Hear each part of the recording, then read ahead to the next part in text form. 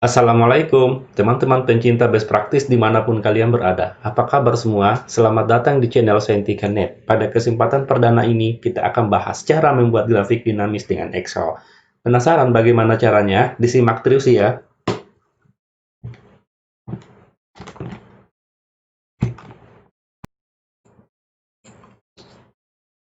Bagi pengguna Excel, pasti sudah tahu dong kalau aplikasi ini memiliki kemampuan untuk membuat grafik dengan mudah dan cepat. Namun dalam kondisi tertentu, membuat grafik dari data yang relatif banyak agak sulit dilakukan. Seperti ini contohnya, sebuah tabel yang memuat data pendapatan harian dari toko A misalnya, dengan total baris data sebanyak 790. Lalu akan dibuat sebuah grafik. Untuk membuat grafik dari sebagian data dari tabel ini tidak ada masalah ya. Caranya tinggal kalian blok, lalu kita pilih insert, pilih jenis grafik, misalnya seperti ini. Hasilnya langsung jadi dan rapi. Lalu bagaimana data lainnya? Apa harus dibuat satu persatu atau dibuat grafik untuk semua data? Wow, pasti kebayangkan hasilnya seperti apa. Oke, kita lihat sama-sama. Saya hapus dulu, lalu saya pilih grafiknya.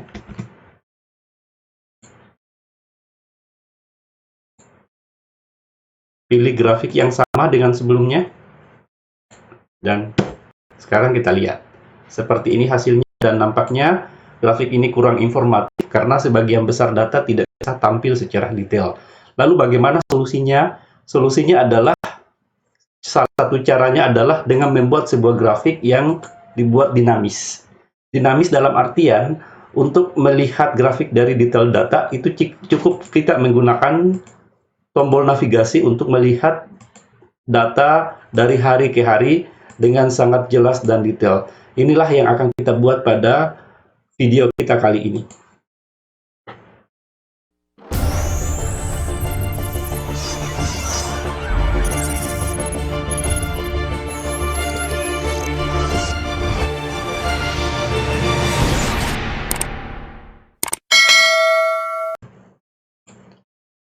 Kunci utama untuk memahami proses pembuatan grafik seperti ini adalah kita harus tahu cara kerja dari grafik itu sendiri.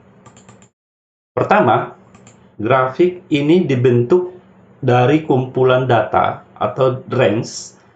Jika range-nya adalah statis, maka grafiknya pasti statis. Sebaliknya, jika range-nya dinamis, maka grafiknya dapat dibuat secara dinamis atau interaktif.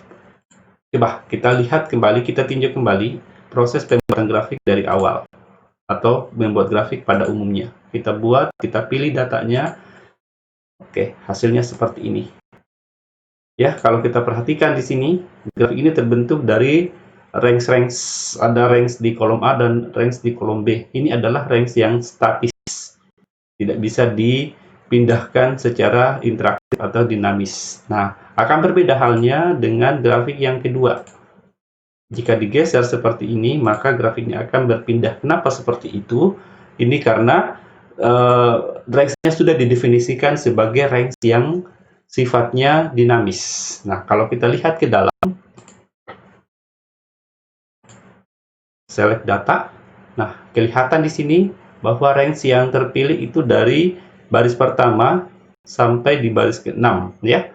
Oke, saya coba cancel dan saya coba gerakan. 1, 2. Ini mulai dari 3 yang dari sini sampai di 7. Oke, kalau kita cek satu kali lagi. Nah, hasilnya dari tanggal 3 sampai tanggal 7 akan muncul seperti itu. Nah, inilah yang disebut dengan nama range yang dinamis. Lalu bagaimana caranya membuat range yang dinamis? Nah, salah satu caranya di dalam Excel sudah ada fungsi bawaan yang disebut dengan nama fungsi offset. Fungsi offset merupakan salah satu fungsi bawaan pada Microsoft Excel. Fungsi ini digunakan untuk mengembalikan range atau target range sesuai yang diinginkan. Fungsi offset memiliki format isian seperti ini. ada reference, ada row, ada calls, ada hack, ada with. Untuk memahami ini, saya coba menjelaskan menggunakan contoh sederhana. Seperti pada tabel ini, target range-nya adalah kita inginkan mendapatkan dari A2 sampai A6 atau sudah ditandai dengan warna kuning. Kemudian merah ini sengaja saya tandai sebagai patokan. Nah, untuk mendapatkan target range menggunakan offset, caranya adalah sama dengan offset dan referensinya merupakan titik acuan. Kita pilih yang terdekat atau paling dekat dengan target range-nya. Dalam hal ini kita bisa memilih A1, tapi apapun sebenarnya juga bisa.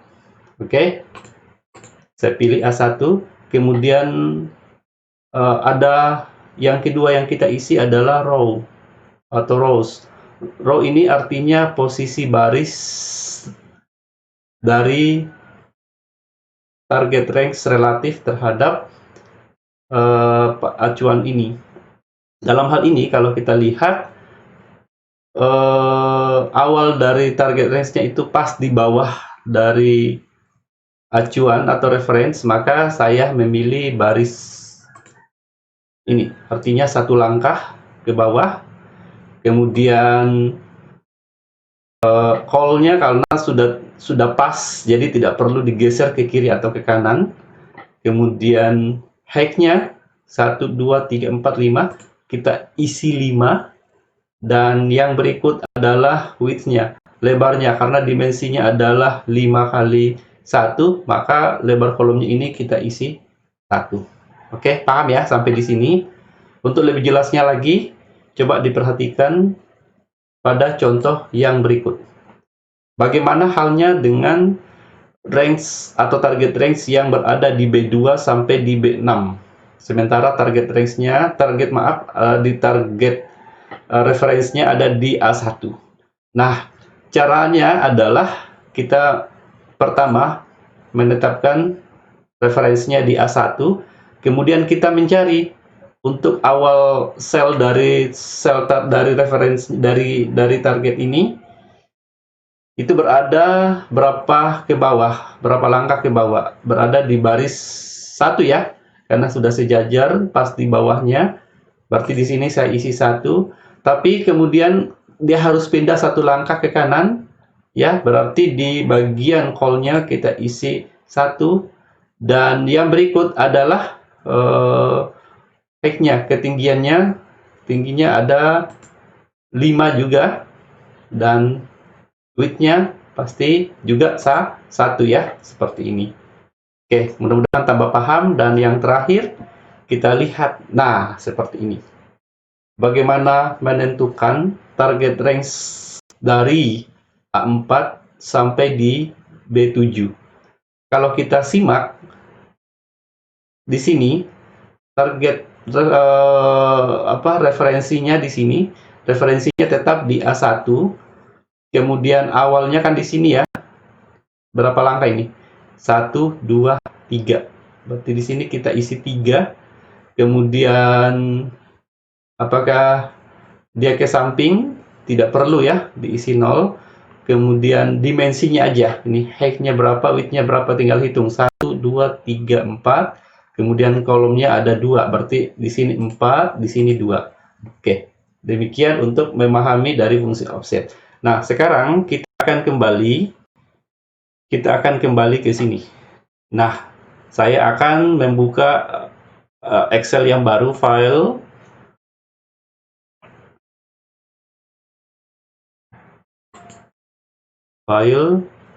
new. Oke, kita mulai dari awal pembuatannya. Oke, supaya cepat, ini saya copy aja ya.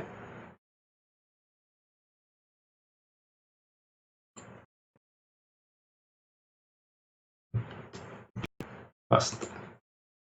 Langkah berikut adalah kita coba melihat lebih lanjut lagi tentang penggunaan offset ini. Sekarang, kalau saya cobakan kembali, misalnya memilih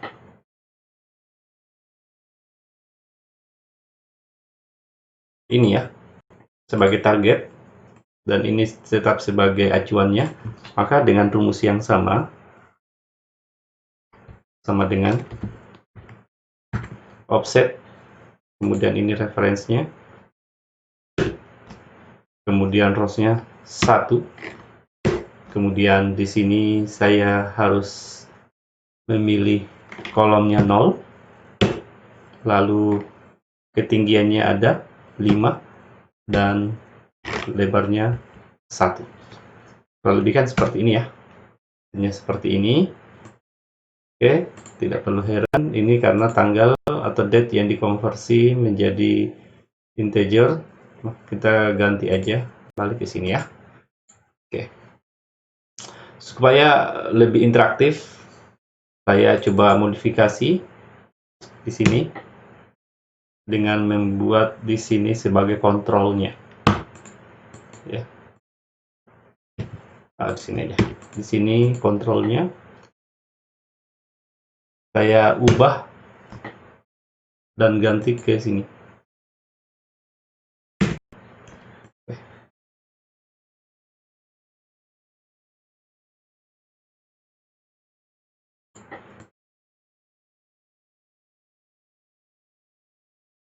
Melihat F2, Shift, Control, Enter. Nah, terlihat di sini bahwa mulai dari pertama sampai ke 5 itu akan dipilih ya seperti ini.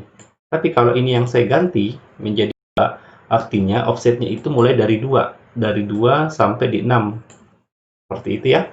Kemudian 3 juga demikian ya, 3 sampai 7, tapi ketinggiannya tetap karena yang kita ubah adalah posisi dari rows-nya. Oke, ini yang kita gunakan untuk pembuatan grafik dinamis. Oke, dengan cara yang sama, kita bisa melakukan hal yang sama terhadap kolom yang berada di sebelah sini. Oke. Ya, mungkin sekarang sudah paham bagaimana menggunakan. Sekali lagi, kalau saya ingin mengambil target ini, saya menggunakan fungsi offset, kemudian referensinya saya ini aja, kemudian awalnya berarti 1 baris, kemudian ke samping juga 1, kemudian lebarnya ada sebanyak 5, kemudian width-nya 1 ya. Oh ya, supaya menggunakan acuan yang sama, saya ganti ini, saya merujuk ke sini juga. Oke, kita lihat apakah ada masalah. Ternyata tidak ada masalah. Oke, saya ubah ke sini 1. Oke, coba diperhatikan. 932 tanggal 1, kemudian saya ubah 2, mulai dari tanggal 2, tanggal 2793 sudah pas. Oke, langkah berikutnya adalah kita akan menggunakan rules ini dan kita definisikan dalam sebuah range names yang bisa kita akses melalui formula, kemudian di name manager ya, kita ubah di name managernya. Oke, masuk di name manager, tapi sebelumnya saya akan copy yang ini.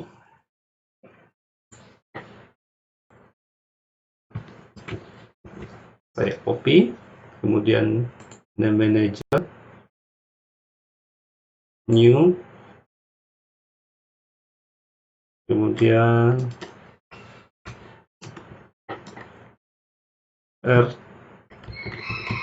tanggal ya, kemudian ini offset, ini F4 diabsolutkan aja.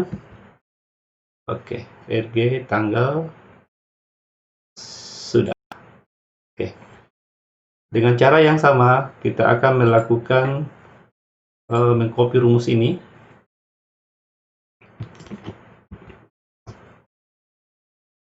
Jadi name manager, new, rg jml, kemudian paste F4.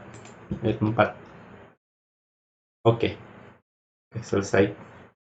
Kemudian close. Nah, ini kita bisa hilangkan. Dan langkah berikutnya adalah kita akan buat grafiknya. Pertama adalah saya memilih seperti biasa, normal-normal aja. Pilih, kemudian jenis grafik ini. Oke.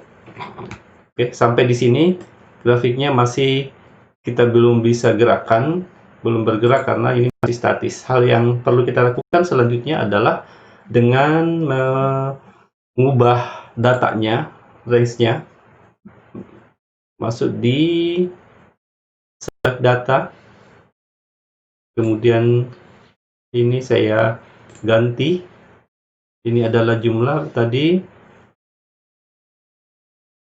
sama dengan, perhatikan di sini penamaannya, karena saya masih berada di book 2, berarti saya ketik sama dengan book 2, kemudian tanda seru, kemudian rg_jml. Oke, tidak ada masalah, aman ya. Kemudian ini juga kita lakukan hal yang sama. Di sini sama dengan book 2. Ini bisa disesuaikan dengan masing-masing sesuai dengan nama workbooknya. Kebetulan ini belum disimpan ya, jadi belum disimpan. Oke, underscore rg_tgl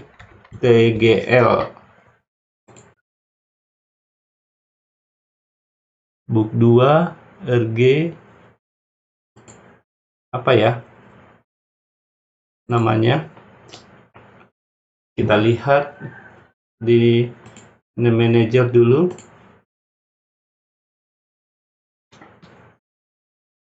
rtgl aja ya, rtgl.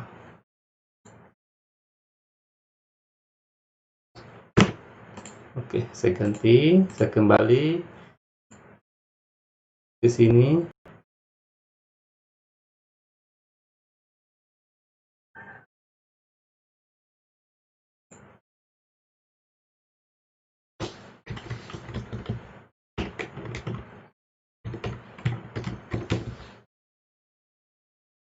Oke. Nah, sudah. Jadi, ini perhatikan, ini sudah mulai tanggal 2. Sekarang, coba saya ganti 1. Akan sudah berganti menjadi 1. Saya ganti dengan 5. Akan berganti dengan 5. Nah, sekarang supaya lebih interaktif, seperti pada contoh di awal, saya menggunakan di scroll, di developer, ada insert. Kemudian kita memilih di bagian ini scroll bar-nya, taruh di sini, kemudian klik kanan, ya, format kontrol. Nah, di sini shading-nya saya arahkan ke sini. Kemudian maksimum minimumnya kita tinggal sesuaikan berapa tadi, kita bisa sampai 800 karena ada 800 data.